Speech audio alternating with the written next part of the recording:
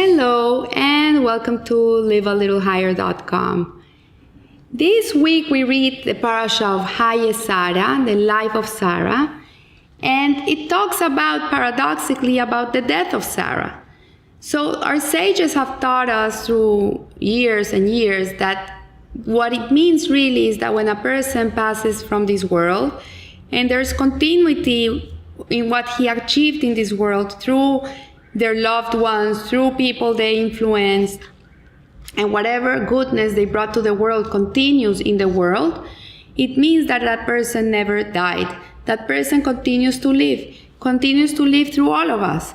So the Sidra goes to great lengths to describe how Abraham, after Sarah's death, sends Eliezer to look for a wife for his son Isaac. It's like so detailed on how he looks for a wife for his son. And he sends his servant Eliezer to Aram to look for a wife from his family, a suitable girl.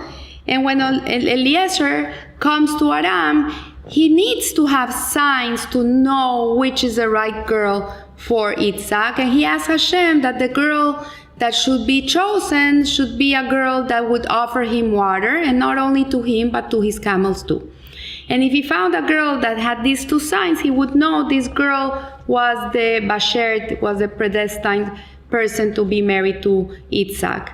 And you have to understand, he was a bachelor of the time, and he needed a very special wife that would continue in Sarah's footsteps. So he came to Aram and he sat by the well, and Rivka came, this young girl, beautiful girl, and she started filling her pitcher in the well. And when she saw Eliezer, she offered water to him.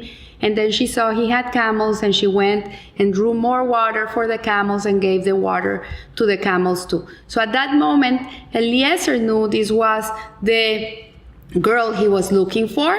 And at that moment, when the camels had finished drinking, that the man took a nose ring whose weight was a beka, and 2 bracelets for her hands whose weight was 10 gold measures. This is from Bereshit 24:22. So to understand this, beka is a hint of a special shekel that Israel would in the future give in the desert to Moshe to build the tabernacle. And the 1 beka is exactly half a shekel.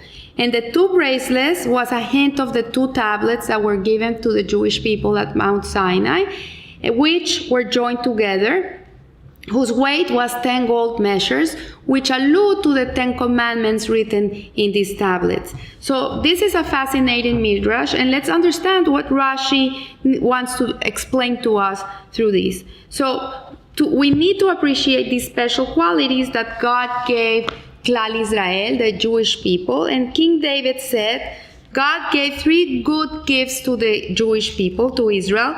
They are bashfulness, merciful, and the perform of acts of kindness. These are 3 things that every Jew should have in them. They should be modest in their ways, they should be merciful, and they should be full of mitzvot. So the 3 things are particular importance because they correspond also to the 3 most fundamental aspects of existence.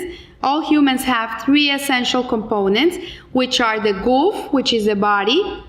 We have a nefesh, which is the emotional intelligence.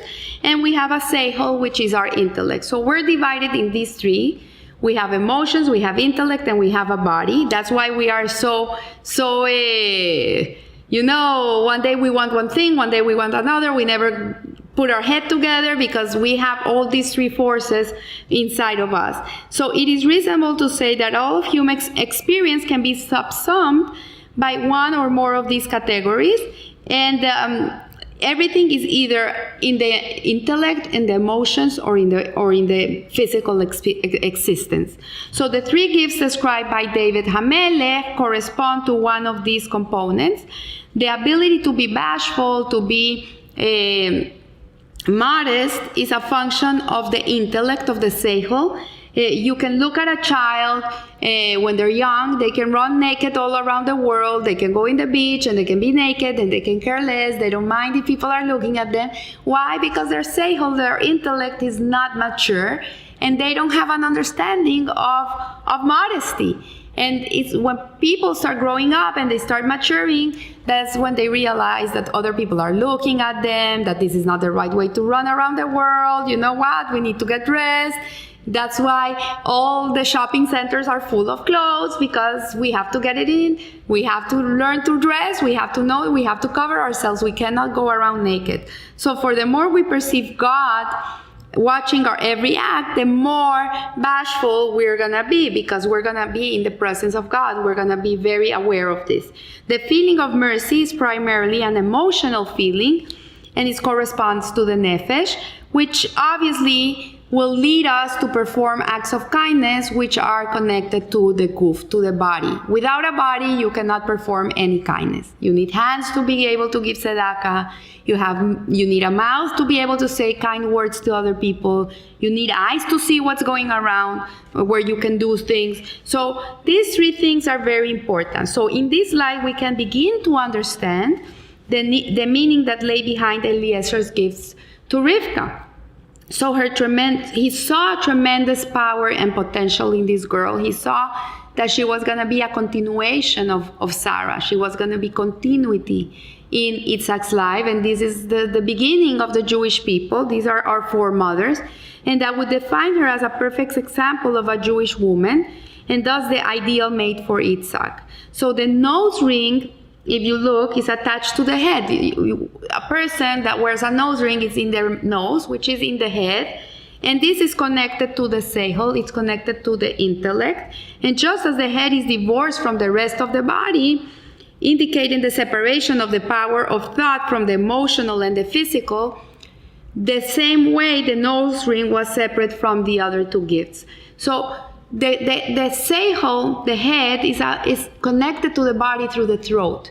That's why it's so important that Jewish people eat kosher food, because kosher food goes through the throat, and the kosher food is what allows the intellect to connect to the emotions and the body. If not, there's a disconnect. So the two bracelets themselves correspond to the other two human components, which are the nefesh and the guf, the emotional aspect and the body. And they have a very close relationship, because what you feel is what you're going to end up doing. What you think is what you're going to feel, and what you feel is what you're going to end up doing. So showing mercy to others and acting upon this feeling to perform acts of hesed are clearly very closely linked. And one can even extend this explanation as follows. If one sees another person in trouble, one mercy will be aroused. If you see a person going through a tough time, a friend of yours or anybody, your mercy is going to be aroused.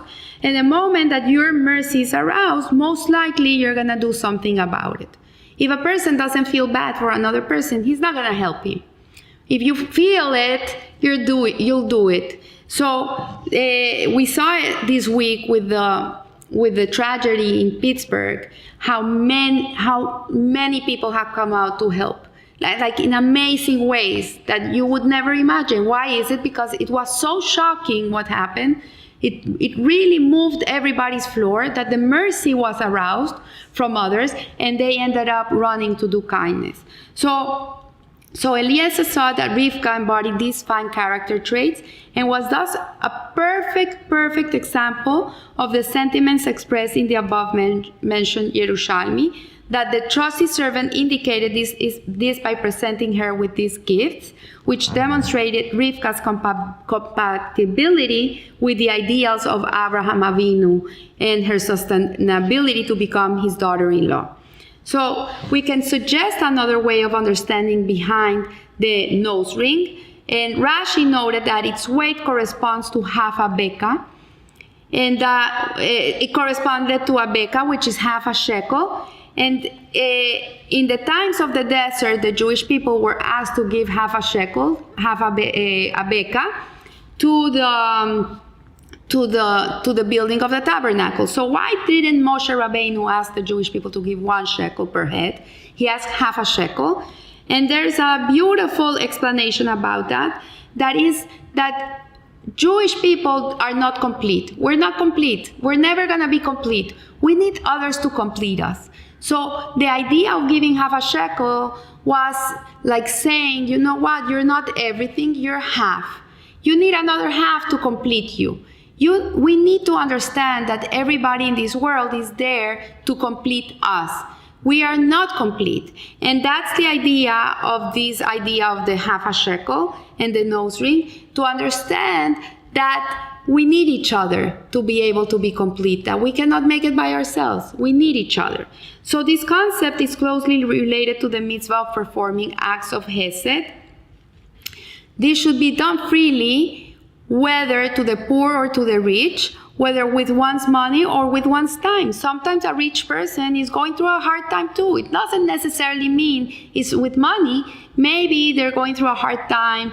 They don't know Torah. They're spiritually not connected. Maybe they're suffering something in their lives. And when a person takes of his time to connect to them and help them and listen to them and see how they can be of service to them, then that's what it means here. That's why the idea of the half a shekel applies to every situation in life. So whenever and however the need dictates. The ability to do this radiates from the feeling that not only is a fellow Jew in need, but part of oneself needs help. So not only are we helping those that need help, but we ourselves also need someone in our lives that will complete us. Nobody is complete. Not even the giver, not even the chief rabbi of Israel. You would think this guy doesn't need anybody, he's there to give to everybody. Even the chief rabbi of Israel needs someone that will do something for him too. So this capability to reach out to others, whatever the circumstances are, was the great strength of Abraham Avinu and of Sarah, because she was his better half. She was the one that completed him. And he was prepared to inconvenience himself to go out and help someone else. Even the wicked Sodomites, he tried to save them. He tried to bargain with Hashem and tell them, like, if there's 10 good people there, please forgive them and whatever. At the end, it was not possible because there was not even one good person in that place. But he went out of his way to help them. So Abraham wanted that his daughter-in-law, Rivka, be this continuation of great hasadim, of great kindness. He could not have a daughter-in-law that would not continue in Sarah's footsteps and in his footsteps, because he was building he was paving the way to the attributes of the Jewish people. We come from them. So Rivka assisted Eliezer at the well, and he realized that she personified these characteristics. He gave her the nose ring, whose value was a half a shekel, and this pointed to her great appreciation of the need to help others and to see herself as a valuable person, only when associated with the Jewish people. Like, if you are alone in the world somewhere, you're not complete. You need to know that you need to be of service to someone else. You need to know that someone else has to be of service to you. And this is the great teaching of this ring, of this nose ring. And it was this very trait which, when manifest at a national level, enabled all of Rivka's descendants to give half a shekel towards the construction of the tabernacle. So I leave you here. I wish you a blessed week, and remember, live a little higher. Thank you.